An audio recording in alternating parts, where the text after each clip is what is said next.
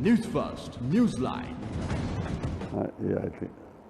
Hello there, a very good evening and welcome to another edition of Newsline, of course coming to you live and direct from our Newsfirst studios here in Colombo. Well, here in Sri Lanka, we never run out of things to speak about, of course, in the political arena, and today, as Newsline is, of course, a political show, we've got on our show a person to speak about one of the most trending topics in the political sphere here in Sri Lanka, none other than Professor Tissa Vitarana, the chairman of the Committee on Public Accounts in Parliament, a member of the, or the leader of the Lanka Sama Samaja Party, which is a constituent party of the Sri Lanka Podujana Peramuna. A very good evening, Professor, and welcome to the show. Good evening. Thank Professor, you. This most pertinent topic that I was speaking about, the issue that everybody is speaking about, is this massive loss in taxes that has been suffered by the government. A bit over 15 billion rupees from the sugar scam that has taken place in Sri Lanka. Of course, these revelations came to light through the Committee on Public Accounts when the Finance Ministry submitted documents on these transactions. Professor, just to enlighten our viewers before we get into an in-depth discussion on this matter, what are the facts? What do we know right now? Well, all I know is shall we say, the fact that this has occurred, that there is a general tendency to avoid paying taxes, which is being, I would say, quite widespread. There have been a lack of, shall we say, on the one hand, insistence by the where the collection of taxes is concerned. This has been, I would say, a very wide problem, and there are various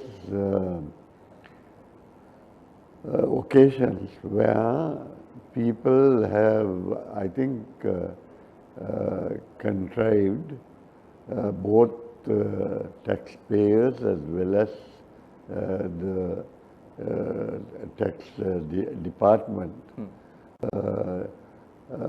young individuals.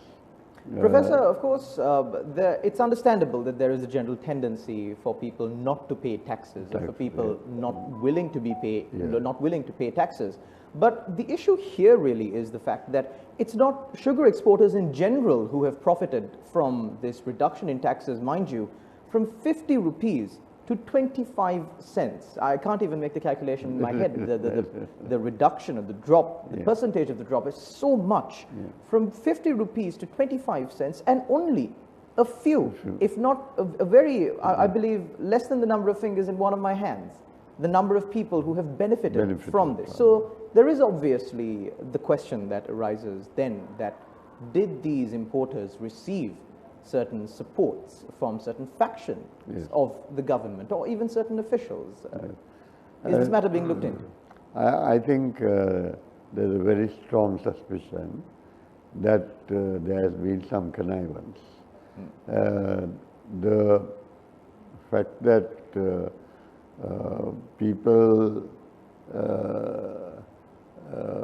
have avoided paying taxes, arrangements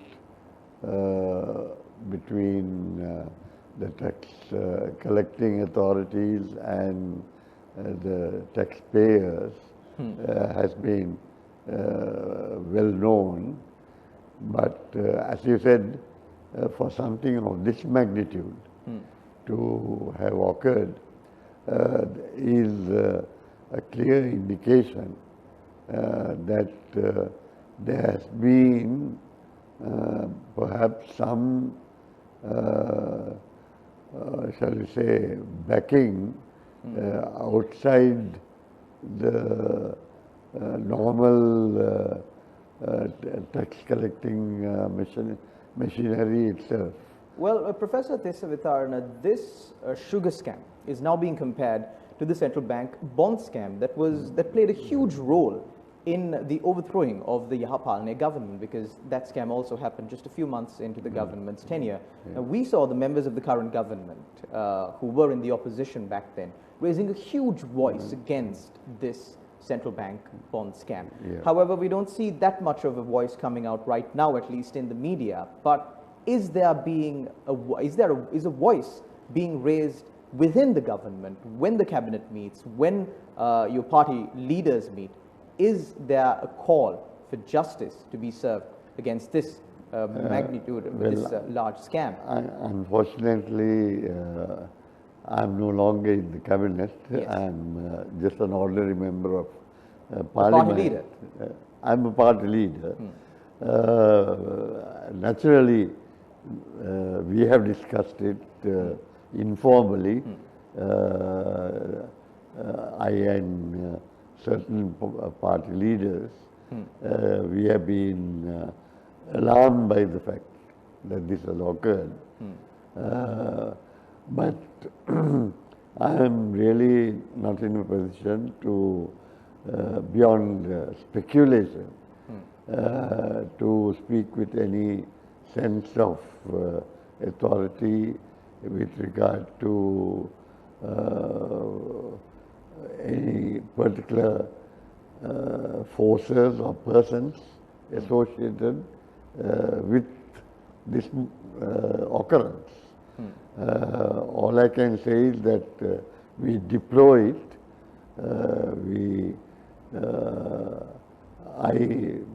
Particularly from our party, the Lanka Samaj Party, we would strongly call upon the government to institute an investigation into this matter urgently.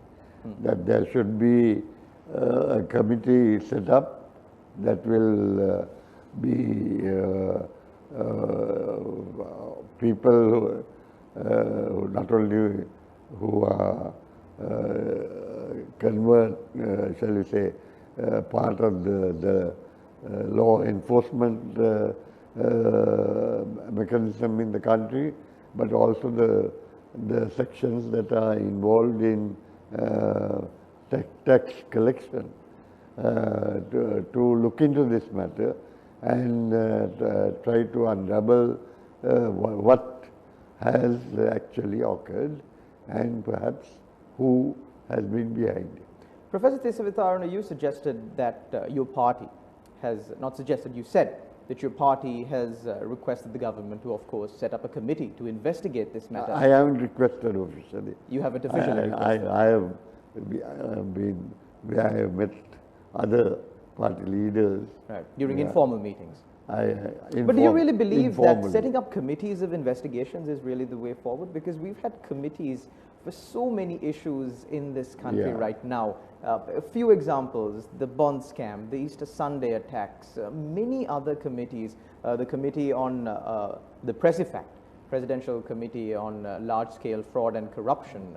We have so many presidential commissions, committees, but at the end of the day, there is nothing that comes out of these. It's more a cover-up than it's a cover-up. It's a cover-up. Yeah. Do you agree with me, Professor? Yes, that has been the history. But in an event like this, I think we have to have perhaps people like retired judges, people who have police, say, high-ups in the police who are maybe people who will act fearlessly and impartially in investigation of this magnitude. And I think we should try to generate a public opinion where we pressurize the government to set up a body to look into this, because there is this suspicion, as I said, that there is maybe one or more people who may be associated with the government who have been involved in this scam.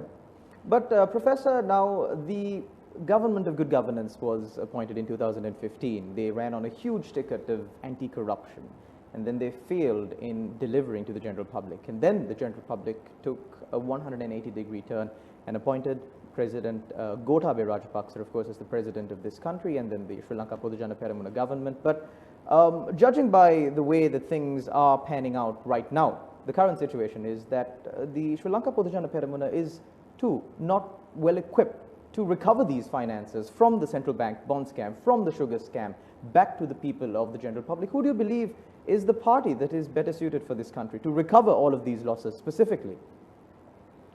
Well, I can, shall I say, take responsibility for my own party, but we are a very minute fraction of the government party at the moment, so that our powers are limited. There is,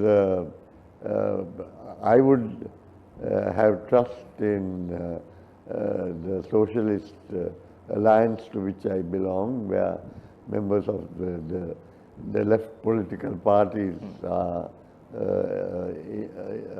members, as people who want to have a clean society. For instance, a person like Dev Gunasekara of the Communist Party. And similarly, I would like to, as I said, hope that there will be people who have a legal, shall we say, background, who have a clean record, who have not been associated with any type of shady deal, in whom we and the public can place their trust in. Well, we will cross over to a short commercial break, and on the other side, we will, of course, continue our discussion with Professor Tissa Vitharan. Don't go anywhere. You're watching Newsline live. News First, Newsline. Welcome back. You're watching Newsline Live. We are in discussion with Professor Tissa Vitharana, a member of the Sri Lanka Podujana Peramuna government. He's a member of he's the leader of a constituent party, the Lanka Samasamaja Party, and also the chairman of the Committee on Public Accounts, also known as COPA, in Parliament. Professor, getting back to our discussion, we spoke about the central bank bond scam, how the perpetrators are still at large. Then also new scams that have kind of outdone the central bank bond scam. That was only a loss of 10 billion. The sugar scam, over 15 billion rupees. Professor, I'm going to move on to a little bit of a more emotional topic for many Sri Lankans, the Easter Sunday attacks, the April 21st attacks. Now, a commission report has been put out. Now, you get various factions coming out and saying, we accept the commission report, we don't accept the commission report, we accept certain parts of the commission report. If I were to ask you, as the Lanka Samasamaja Party, what is your stance as a party with regard to the April 21st attack commission report? Well, firstly, we deplore the event.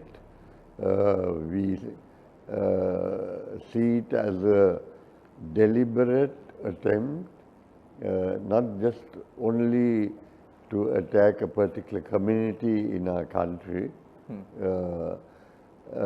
but also by doing that to raise religious discord and to create eventually a state of chaos in our country. It's a horrendous event, and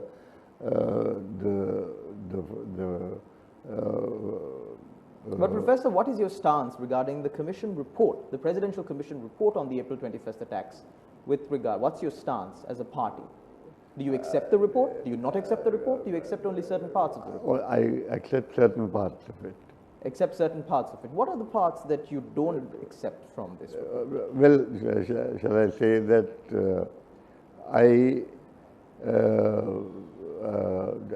have many unanswered questions. It's you see, we don't know who has actually perpetrated the killings, who have been behind those events, and the forces that have been motivated to resort to an event like this to sow discord in our society. Professor, the two questions that you really mentioned that we don't have answers to is the question that we've been asking since the day the attack happened. Who did this? Why did they do it? Who was really behind these attacks? It's been 2 years, Professor. It's going to be 2 years in just a few more weeks for this attack. We've appointed a parliamentary select committee. The president, the then president, former president Maithripala Sirisena appointed a 3-member committee. Prime Minister Ranil Wickremesinghe appointed a 3-member committee. There was a presidential commission that has been appointed to investigate this. The CID investigated this. The TID investigated this. What more can Sri Lanka do? Does this mean that these questions will never be answered? What more can we do? Well, all I can say is that when this government spoke to the Cardinal and asked him whether he wanted any changes in the composition of the committee. He said no, he was satisfied with the committee that is investigating. Well, with all due respect, Professor Thisavitharan, it is not the Cardinal's job to make sure that the country is safe. It is the government's job, and whichever government that comes into power, they are supposed to enforce the law. Yes. I'm not just speaking about this presidential commission report, but my question to you is really simple. I'll cut the monologue and get to the question. What more can be done to find answers to these questions that you yourself mentioned that remains unanswered? You see, there are forces operating both within the country as well as outside. That we don't know of. Yeah. Who want to create discord in our society, who are basically opposed to Sri Lanka, the stand that Sri Lanka takes on international Professor, we're in issues. the final few minutes of our show. Yeah. Really, how can we? Is it appointing another committee? Do you believe that appointing another presidential commission can do this? Should the investigations be transferred completely to the CID? Is there any answer that you can give us, or are you also still unsure as to what can be done? You see, the point is that my fear is that it's not, shall we say, a pure hate crime, which rather it is a crime that has. Are you saying that there were local political motives behind this? There were people who used the differences in our society to pit one community against another, and that this is done deliberately by using some extremist elements, and the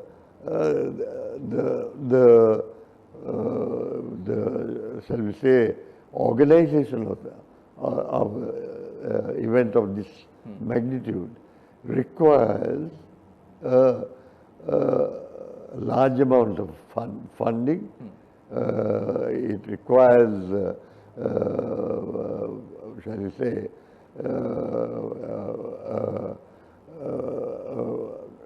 not just funding, but influence as well. Yeah, not just Professor, individuals, Professor, but a group, right? A powerful group to do this. Professor, the government of President Gotabaya Rajapaksa, in its policy statement, Prosperities of Vista and Splendor, have continuously repeated, and on political platforms have repeated, that perpetrators of the April 21st attacks will be brought to justice. If by the end of the term of President Gotabaya Rajapaksa, or by the end of the term of this government, there is no justice meted out to the April 21st attacks and to the central bank bond scam, which was also a topic of major discussion during the run-up to the presidential election. Do you think that this government or this president should be re-elected if these issues are not resolved within this period, within their term in office? I would say that the president certainly has a very big responsibility and he's a person who came in to office to